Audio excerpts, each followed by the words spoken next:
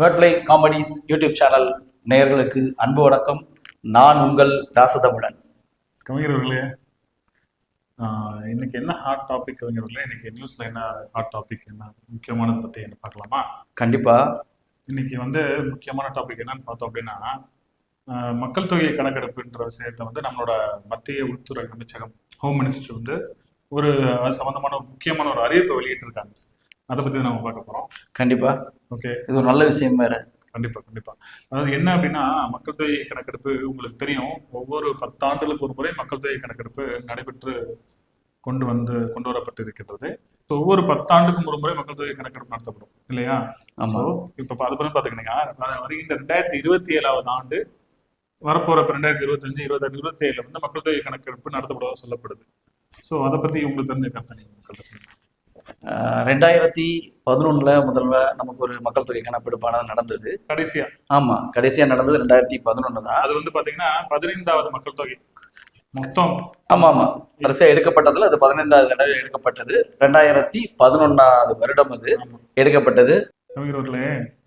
நீங்கள் சொல்வது போல 2011 15வது மக்கள் தொகை கணக்கெடுப்பு, அடுத்து வரப்போகிற 2027 16வது மக்கள் தொகை கணக்கெடுப்பு.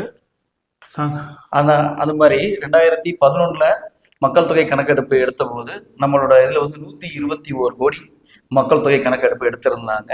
அது சரிவிகிதமா இல்லைனாலும் ஆக்சுவலா ஆண்கள் அதிகப்படியாகவும் பெண்கள் குறைவாகவும் இருந்தாங்க மாதிரி விகிதாச்சார கணக்கெடுப்பு. இந்த மக்கள் தொகை கணக்கெடுப்பானது சாதி வாரியான கணக்கெடுப்பும் சேர்த்து எடுக்க போறதா உள்துறை அமைச்சகம் அறிவிச்சிருக்காங்க. அதன்படி பார்க்கும்போது பீகார், தெலுங்கானா, கர்நாடகா இவங்கெல்லாம் ஆல்ரெடி தன்னோட மாநிலத்துல ஜாதி வாரிய கணக்கெடுப்பு எடுத்து தன்னிச்சையாகவே எடுத்துட்டாங்க. எடுத்துட்டாங்க. அதுதான்.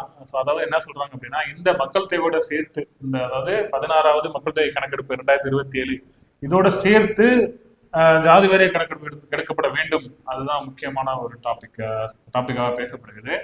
இதுல ஒரு முக்கியமான விஷயம் என்ன அப்படின்னா, 1975 ஆண்டு மக்கள் தொகை கணக்கெடுப்பு நிறுத்தி வைக்கப்பட்டது.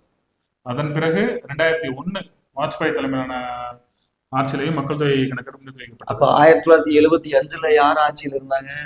அப்ப வேற காங்கிரஸ். இப்போ என்னன்னு பார்த்தோம் அப்படின்னா, ஒவ்வொரு 10 ஆண்டுக்கு ஒரு முறை அது ஏன் அப்ப நிப்பாட்டினாங்க அப்படின்றத பாக்குறதுக்கு முன்னாடி 2011க்கு பிறகு 2021 எடுக்க முயற்சி செய்யப்பட்டது. ஆனா எடுக்கப்பட முடியல. என்ன அப்படின்னா, கொரோனா பரவல் காரணமாக அந்த இது ஒத்திவைக்கப்பட்டது. கண்டிப்பா. ஆமா, அந்த விஷயத்த முக்கிய காரணமா சொல்ல வேண்டியது இருக்கு. ஏன்னா அந்த டைம்லயே இந்த ஜாதி வாரியான கணக்கெடுப்பு அந்த ஜாதி வாரியாக மக்கள் தொகை கணக்கெடுப்பு எடுக்கணும்ன்றதுக்கான போர்க்குடியெல்லாம் அப்பவே சில கட்சிகள் தமிழ்நாட்டுல